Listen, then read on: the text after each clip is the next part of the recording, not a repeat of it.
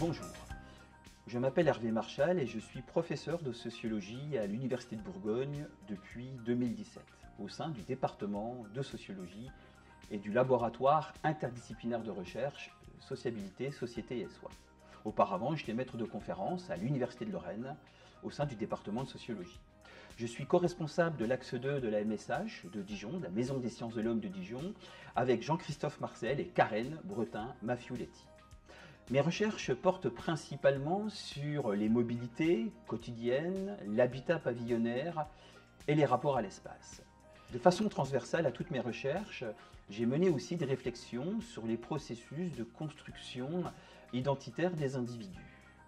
À ce titre, j'ai développé une approche en termes de supports identitaires qui sont autant d'appuis concrets sur lesquels les individus s'appuient pour proposer une définition d'eux-mêmes, une représentation d'eux-mêmes, mais aussi pour éprouver dans la mesure du possible, bien évidemment, un sentiment d'existence.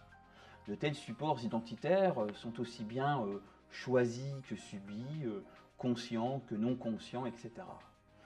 C'est à ce titre que j'ai été intégré dans une recherche financée par le Conseil départemental de la Côte d'Or et menée grâce au soutien direct de la MSH, comme on le verra. Cette recherche réunissait des chercheurs du laboratoire PsyDREPI, Pierre De Oliveira, Lucie Finez et Anthony Klein, Jimmy Lopez du LEDI, mais également Marie Mbonne et Cyrinius Elegbede de la plateforme universitaire de données numériques de la MSH. Je n'oublie pas aussi Marine Philipponel, qui est une de mes doctorantes en sociologie. La recherche financée par le Conseil départemental de la Côte d'Or avait un objectif, faire en sorte que les bénéficiaires du RSA puissent cumuler, en cas de retour à l'emploi, le fait de toucher le RSA avec un salaire.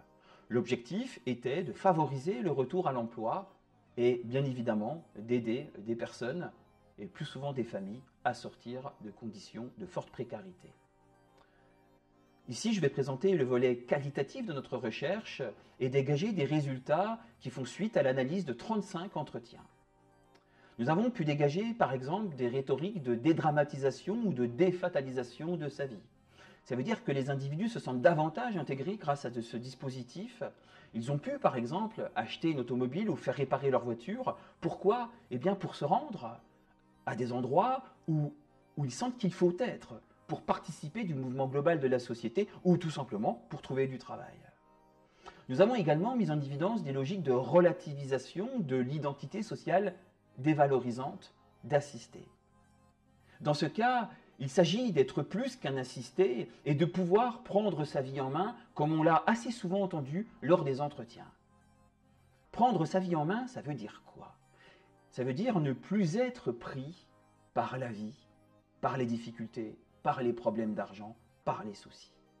Parallèlement, nous avons mis en évidence des logiques d'autoréassurance, dire que les individus peuvent être autre chose que ce à quoi ils s'attendaient à être. Dès lors, ils ont pu imaginer d'autres projets de vie et redessiner les contours de leur horizon de sens. Ils ont pu inventer de nouvelles fictions identitaires, s'imaginer autrement. Cela va de pair avec ce qu'on a appelé également des rhétoriques d'encapacitation, où il s'agit clairement de pouvoir être l'acteur et l'auteur de sa vie.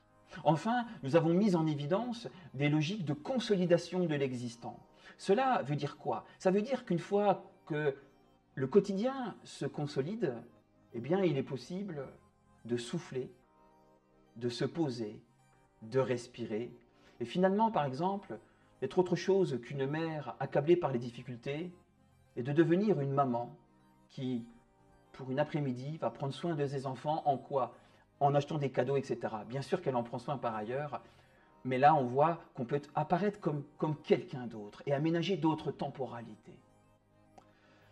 Cette recherche nourrit directement un projet d'observatoire départemental de l'insertion mis en place par le Conseil départemental de la Côte d'Or. Cela laisse augurer de nouvelles perspectives de recherche avec d'autres institutions comme Pôle emploi ou la Caisse d'allocation familiale. Quel a été l'appui direct et très concret de la MSH dans cette recherche ? La MSH a joué un rôle de porte d'entrée relative à la demande du partenaire, puisque le partenaire a pu exprimer ses besoins. La MSH a monté une équipe de chercheurs qui viennent de différents horizons disciplinaires, donc c'est une équipe pluridisciplinaire, afin de répondre au mieux aux besoins de la problématique de recherche construite avec le partenaire. La MSH a joué un rôle de coordinateur de l'ensemble de l'équipe de recherche. Et elle a joué surtout un rôle d'interface entre le conseil départemental et les différents chercheurs. Elle nous a concrètement aidé à mettre en forme le rapport, à organiser aussi le timing de la recherche, et elle nous a aidé aussi à valoriser ce rapport, à le diffuser, à le communiquer. Enfin, la MSH a joué un rôle très important quant au volet quantitatif de cette recherche.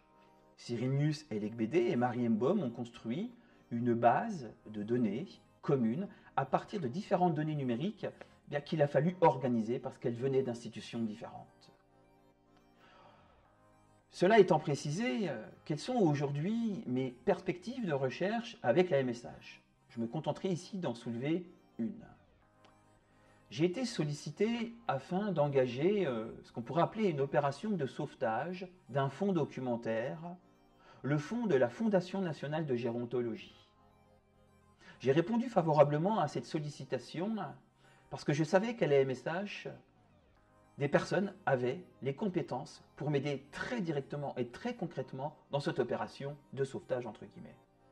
Je pense ici à Céline Alazard, qui est archiviste et qui a déjà pris en charge les choses, à tel point que nous avons aujourd'hui une réponse positive des archives nationales pour accueillir ce fonds documentaire. Sous réserve de quelques contraintes techniques, peut-être qu'il y a de l'amiante dans les documents, etc. Je pense aussi à Elie Mazaoui, qui travaille au sein de la plateforme des humanités numériques de la MSH et qui va pouvoir numériser ce fonds documentaire et le rendre accessible, donc en faire un commun disponible, aussi bien pour les institutions que pour les chercheurs ou autres. Enfin, pour ce qui est de cette opération de sauvetage d'un fonds documentaire, la MSH m'aide directement à trouver des budgets. On vient d'ailleurs de déposer, grâce à Sabine Palmer, des demandes de budget, que ce soit des projets BQR, bonus qualité recherche ou autres.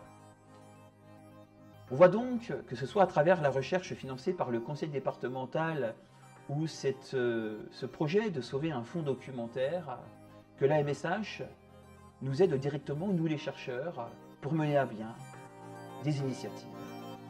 Merci de votre attention. À bientôt.